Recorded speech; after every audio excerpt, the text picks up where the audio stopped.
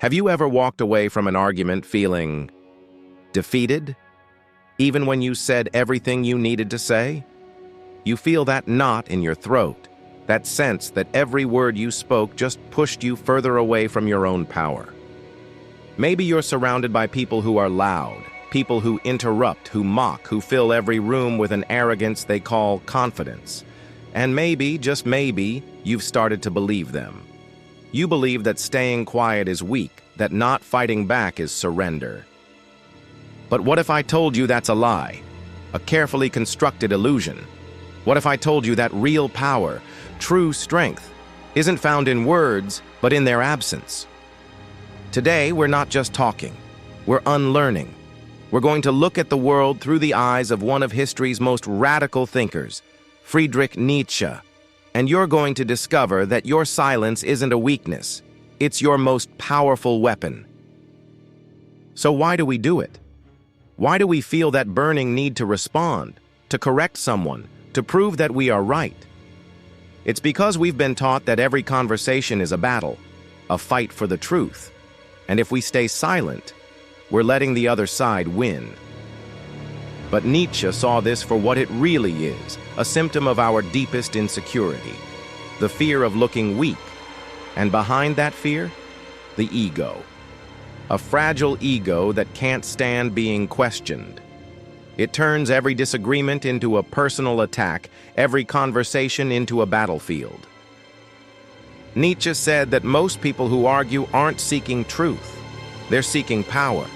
They need to reaffirm their own beliefs. Not because they're solid, but because if those beliefs are shaken, their whole world crumbles.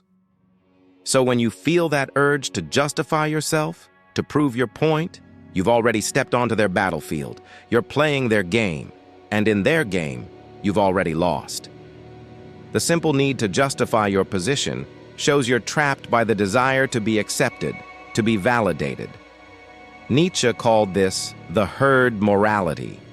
Living by the rules and expectations of others, always seeking approval. But that approval is a cage. It keeps you weak. True strength, he argued, isn't about convincing others. It's about not needing to. It's about holding on to your truth, even when you're misunderstood, and remaining unshaken. So if we don't argue, what do? If words can be a trap, how do we command respect? Nietzsche had an answer. And it lies in his most powerful and often misunderstood idea, the Übermensch, the overman. This isn't some comic book hero. This is a person who has transcended the petty games of the ego, a person who creates their own values, who shapes the world around them, and often they do it in complete silence. The Übermensch doesn't need to win debates. They don't play cheap emotional games. They observe. They understand, and they choose. They choose when to speak, and more importantly, when to remain silent. Because they know something everyone else ignores. Silence is a language of its own.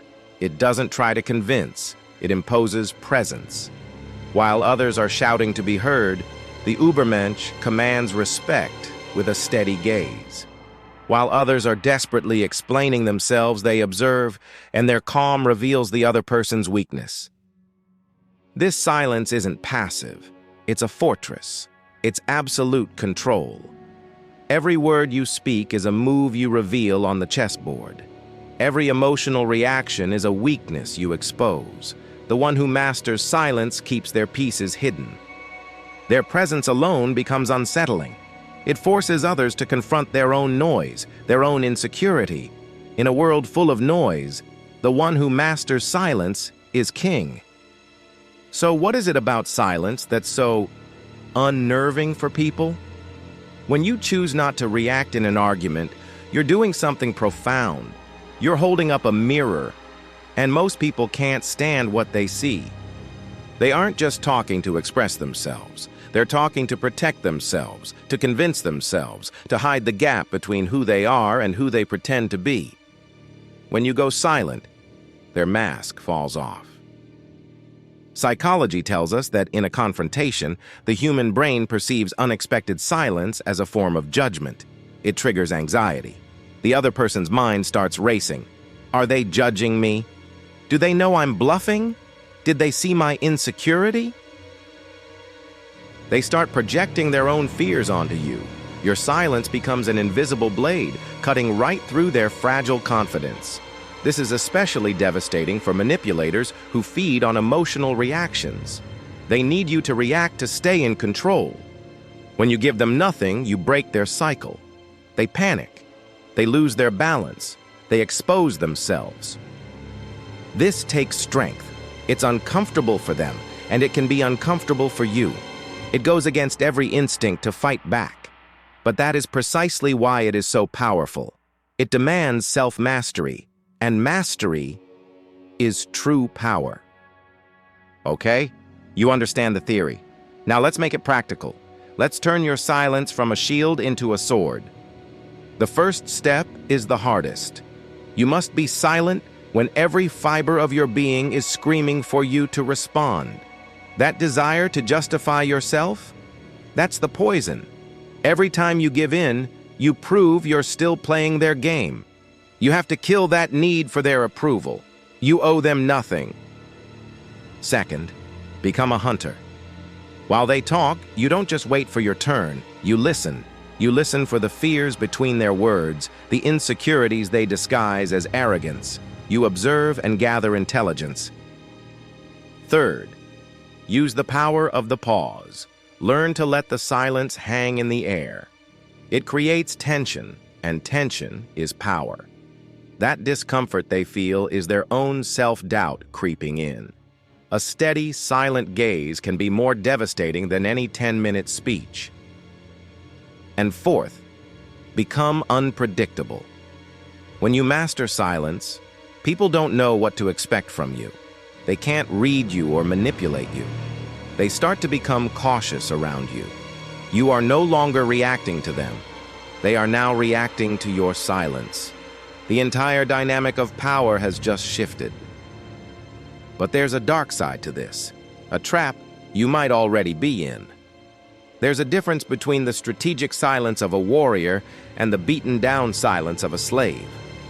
Nietzsche warned against what he called domesticated surrender. When you convince yourself that avoiding conflict at all costs is maturity. When your silence isn't a choice, but the only option you feel you have. This is the silence of submission. It's the silence that lets others push their ideas, impose their will, and occupy the space that is rightfully yours. You are not keeping the peace. You are paying for a cheap imitation of it with your own power. This kind of silence must die, and in its place, the silence of true presence must be born. The silence that doesn't bend, that doesn't apologize for existing. The silence of the person who has become master of themselves. So now, look at your own life. How many times have you stayed quiet out of fear? How many times have you let someone else's voice drown out your own truth? Enough. Nietzsche would say that living that way is an offense to your own existence. From this moment on, your silence needs to change its tone.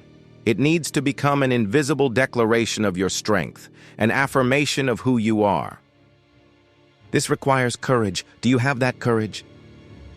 If you do, I want you to make a commitment. Right now. Go to the comments and write, "My silence is my strength." Affirm it.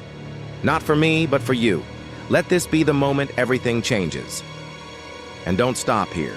If this resonated with you, hit that subscribe button and turn on notifications because our journey into the heart of power and the human mind is just getting started. Remember, the weak shout, the strong observe, and the wise choose when to use their silence.